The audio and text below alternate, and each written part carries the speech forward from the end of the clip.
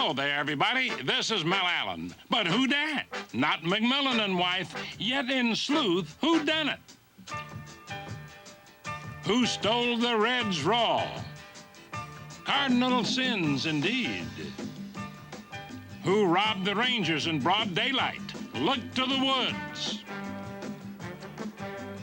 Who batted ninth to become number 1? Would you believe number 17? Who leads the big time in twin killings? Why, they may all get a record. And what species of rodent would not yield in the infield? You daddy rat, you. Hung up with no clue, Watson, old man? Well, don't stay and stir. Solutions you'll incur. Just refer your call to This Week in Baseball.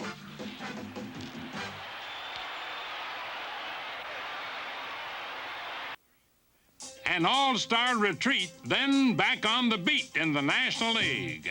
Decidedly upbeat for the Philadelphia Phillies, who resumed action in San Francisco and promptly extended their winning streak to 5 games, maintaining a slight edge in the Eastern Division race. Mike Schmidt found his power stick at Candlestick Park, where he had failed to park one in 3 years. He drove this one for his 11th round-trip ticket of the season, though hardly a lot for Schmidt. More important, his 11th inning double broke a 3-3 deadlock and led the Phillies to a 5-3 victory, one of 3 Philly wins by cliffhangers at the Golden Gate. Another, Gary Matthews batting in the 8th with a man on, Giants leading 1-0 till now. But it's going, and it is gone.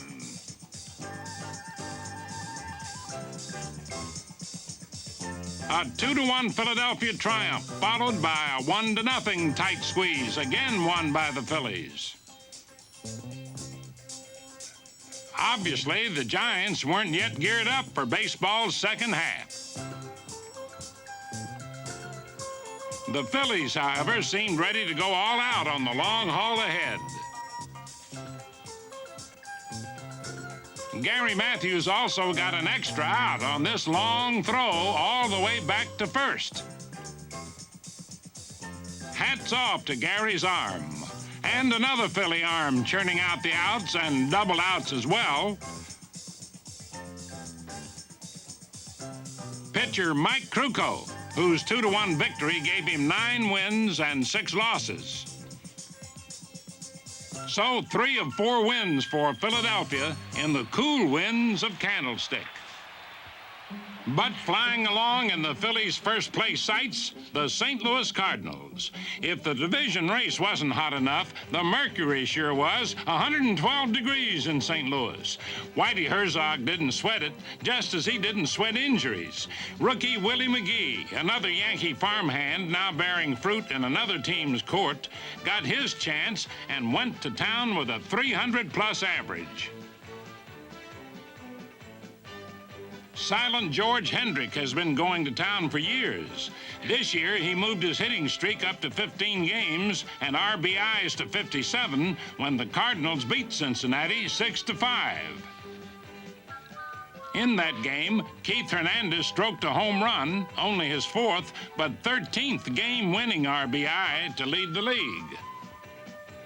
To keep from losing its shirt in the Eastern Heat, St. Louis applied hot feet to win 3 of 4 from Cincinnati. The black and blue Reds had to miss Johnny Bench's arm behind the plate as the Redbirds simply ran him ragged.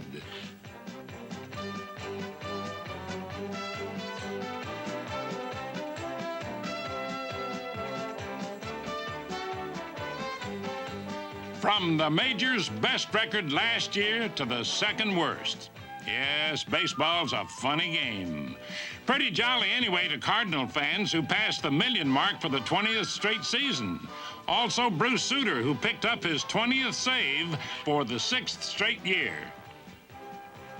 So, despite injuries and heat waves, the Cardinals have shown no inclination to cool it thus far in the National League East. In Montreal, they've been waiting for bigger and better baseball from the Expos all year.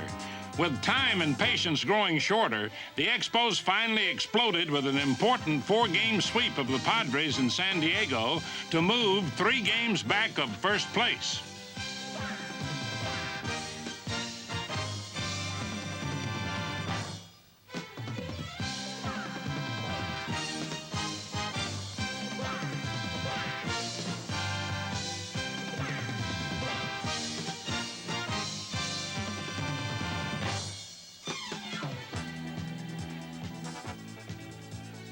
We're on a great roll right now. The team is looking outstanding. We've got a great deal of talent as well as good pitching. And I'll tell you, when you have those kind of combinations, we're going to win a lot of ball games. It's just such a good feeling to go out here every day and to be able to play with a team like this and to go out on the mound and know you have this kind of talent behind you. It just makes it such a pleasure to be able to pitch for such a strong team. All of our players feel pretty comfortable at their positions, and I think this is the reason why we are able to turn things around all of a sudden. 4 straight to kick off a 10-game West Coast swing. Everyone getting too hot for comfort in the National League East. In the West, many risk dropping out, thanks to double trouble from the #1 ranked Atlanta Braves, who not only continue to lead the majors in won-loss percentage, but also in twin killings. And they'll take their twofers from all over.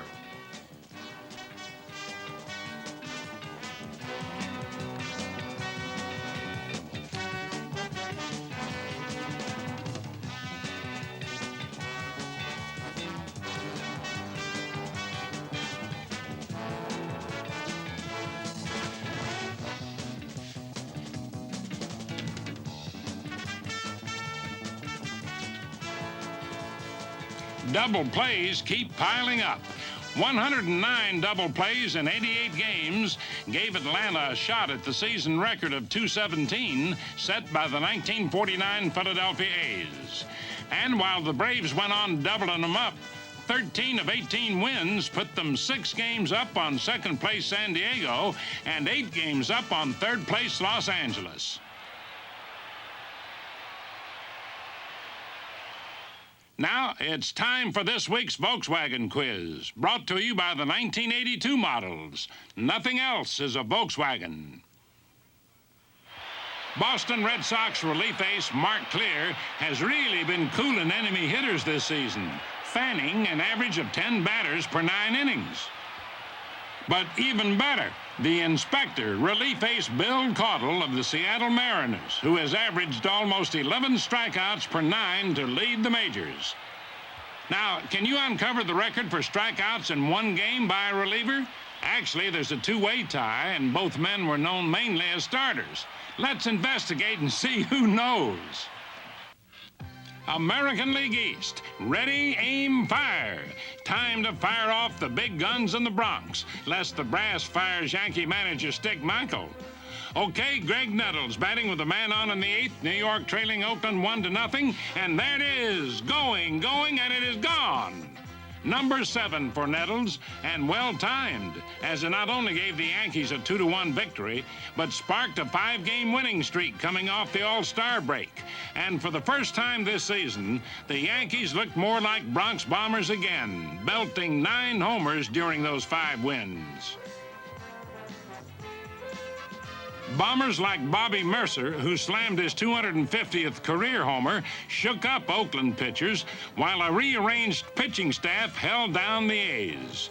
Mike Morgan, proving he belongs in the starting rotation, did not allow any earned runs in New York's first outing in the second half.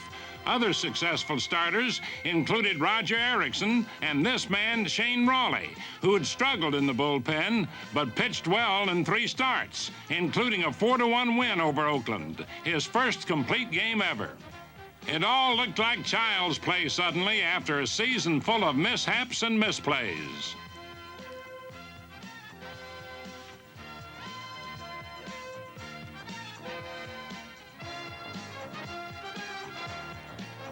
The pitching was so strong that after 21 1/3 scoreless innings, reliever Dave LaRoche was lobbed back to the minors. And New York's misplaced ace, Ron Guidry, won his first game in more than a month. Catcher Rick Cerrone, making his second start since being disabled for 2 months, helped Guidry get the win with a home run and 2 RBIs as the Yankees completed the 4-game sweep of the A's. Now a healthy ball club, the Yankees might just finally be ready to stir up some trouble in the American League East. In Boston, 2 heads may be better than 1, but Ralph Houck figures 4 arms are also better than 2, at least in the bullpen. Veteran Tom Bergmeyer, one of Houck's 4 arms, picked up his 4th win in 4 decisions and his first save against Kansas City. Bergie knows what the major expects from him and what to expect from the major. Ralph really works the pitching staff very well. If we have 4 of us down there right now, and if I pitch 3 innings one day, you know the next day that you're off, and Bob Stanley pitches the next day, he knows that he's off, so it's very easy to pitch for Ralph Houck. Bob Stanley's also made things easier with his double-play sinker ball, and with 7 wins and 7 saves overall. Boston's bullpen has had a hand in 43 of the team's first 53 victories, meaning many were earned the hard way. Well, you always like to come in with nobody on base, but usually when I come into a game, it's first and second or even bases loaded with 1 out, and I try to get a ground ball and get a double play. Mark Clear may prefer the K to the double play, but no matter how he chooses to put him away, Clear continues to be the ace of Beantown's rotating B-pen, with 11 saves and 8 wins, the last of which came at the expense of Kansas City. The Sox kept pace with red-hot Milwaukee by taking 3 of 4 from the wiped-out Royals, losers of 7 straight. Dewey Evans welcomed the Royals to Fenway with 4 RBIs, including his 12th homer in a 5-3 Red Sox victory. And rookie Wade Boggs, filling in at third for injured Carney Lansford with a .348 average in 38 games, did much of the offensive damage against Kansas City in 2 other victories. Ace reliever Dan Quisenberry, pitching in 1 game with the score tied in the 8th, delivered his Adam pitch right at him, but where now? Undaunted, the Quiz tried the Adam again. Attaboy, Quiz, now go at him. Nope, no whiz Quiz again. All of a sudden, Miller time, as Rick Miller blasted open the gates. And the Sox stampeded on to a big inning. 7 runs all earned off the league's top reliever, whose ERA rose from 2.31 to 3.05. Not even the Quiz could stump the Sox, who keep finding answers to that Eastern Division first-place problem. Moving north of the border to Toronto, where time not only favors tradition, but is also speeding up for the Toronto Blue Jays. A young team that's knocked the ball around the park, as well as knocking several clubs like the Texas Rangers for a loop. The Jays swept 4 from Texas while winning 6 straight and 9 of 12 overall. With a .327 batting average, Barry Bunnell is one of several Blue Jays whose hot early season bat stats have not faded in the midsummer sun.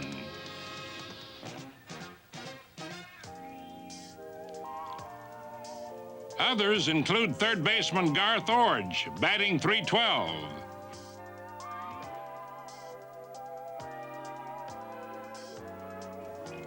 Orge is one of 3 former Yankees now hitting very well for Toronto. That includes first baseman Willie Upshaw and this man, Damaso Garcia, who led the majors in hits with 116. And slow to catch fire, but very hot of late, shortstop Alfredo Griffin, who hadn't aired in over a month and didn't air at the plate with this 10th inning blow, which deranged Texas 4-3. And on the mound, the Walrus relief ace Joey McLaughlin pitched in 3 of the Jays' 4 wins over the Rangers, while getting credit for his 6th straight win, a Blue Jays record. Hey, give them all credit. Baseball is clearly getting better in Toronto. Now, let's close the case on this week's Volkswagen Quiz. Denny McLain assured his claim to fame in 1968 by winning 31 games for the Detroit Tigers. But as a reliever in 1965, the often controversial McLain struck out 14 in 6 2/3 innings, thus tying the relief record set in 1911 by another famed starter, Rube Marquardt of the New York Giants. Hello there, everybody. This is Mel Allen. How would you like to win a one-week, all-expense-paid trip for two to your favorite team's spring training, plus $10,000? Just enter the Roll-Aids Relief Man Sweepstakes. Pick up an entry blank and official rules at participating stores featuring any of these special Roll-Aids displays. You could get to spend a whole week with your favorite players in spring training. No purchase necessary. Entry must be received by November 30th. Void where prohibited. Oh, rats. Now, don't tell us you're a squirrel. We can smell a rat. Plenty of sneaky, squiggly goings-on.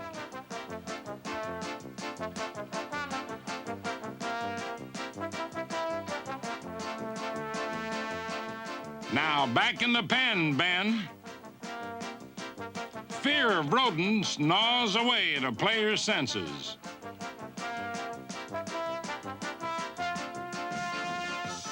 No trap there. Looks like things are out of control.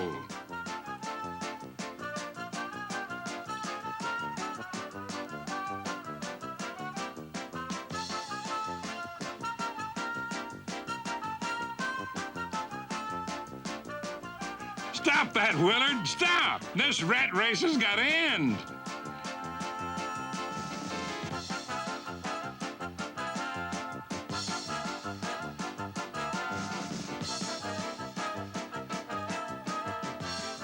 Okay, pal.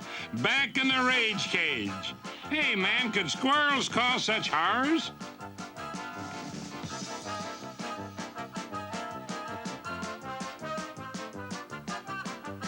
No, sir. Scat rat. Squirrel, indeed. Ah, nuts. Please pardon, sisters, such transgressions of nature and witness these uplifting acts afield. Jesse Orozco, New York Mets, and other virtuous efforts like Tom O'Malley of the Giants. Ozzie Smith of the Cardinals. Second sacker Johnny Ray and the Pirates. The Reds' fast Eddie Milner. Rick Manning of the Indians. The Cubs' Jay Johnstone. Al Wiggins of the Padres. The Mets' George Foster. The A's' Davy Lopes. Wally Backman of the Mets. The Cubs' Bill Buckner.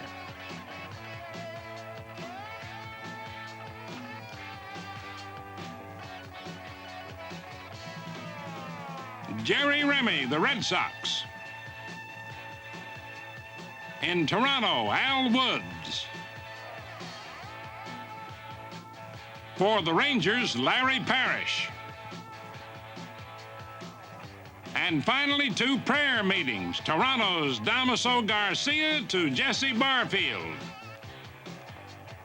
And Montreal's Gary Carter to Al Oliver. Behold and believe, brothers and sisters. Speaking of brothers, Phil Niekro of the Braves and Joe Niekro of the Astros reached a fraternal milestone when Phil the Elder beat the Cubs for his 247th career win. That gave the Niekro brothers a combined total of 400 victories. 2 days later, the younger knuckleballing Niekro, Joe, beat Pittsburgh for his 154th win and a step towards a 5th century of Niekro triumphs. By the way, there's nothing to the rumor that Ma and Pa Niekro invented the knuckler. In other news, the Philadelphia Phillies' Manny Trio made a throw to third which hit George Foster, his first fielding chance in the Phillies' first game of the season. A tough error, but that's how they're scored when a throw hits the runner. After that, however, Trio went on to handle 427 consecutive chances at second base without an error, breaking Rich Dower's record of 425 set 4 years ago. Hey, mighty good hands, Manny. Elsewhere, Dave Kong Kingman of the Mets was on a tear. 8 homers and 17 RBIs in 12 games, giving him 25 Kong balls altogether to lead the majors and 64 RBIs, second best in the National League. In Milwaukee, Jim Gantner helped spark the Brewers to 8 consecutive victories and had 14 hits and 19 at-bats after the All-Star break, giving him a Major League leading .346 average. Not too bad for a guy who hits 9th in the batting order. And in San Francisco's Candlestick Park, the National League's second oldest stadium, the Giants hosted their first dream game, featuring a lineup selected by the fans of the best players in 25 years of San Francisco Giants baseball. Orlando Cepeda made it naturally, but as a rover rather than first baseman because of this fellow. Number 44, Willie McGee. Of course, old Stretch wasn't the only living legend. Number 24, Willie Mays. With Juan Marichal kicking high as ever, the Giants' dream team shut out the Giant greats. Hank Sauer, Daddy Wags, and Hobie Landreth. You remember them, and so did 30,000 more at Candlestick. Finally, Dwayne Kuiper, recipient of this week's Gillette Special, also made a big hit at Candlestick. A 2-run pinch hit double with 2 outs in the bottom of the 9th inning to beat Philadelphia.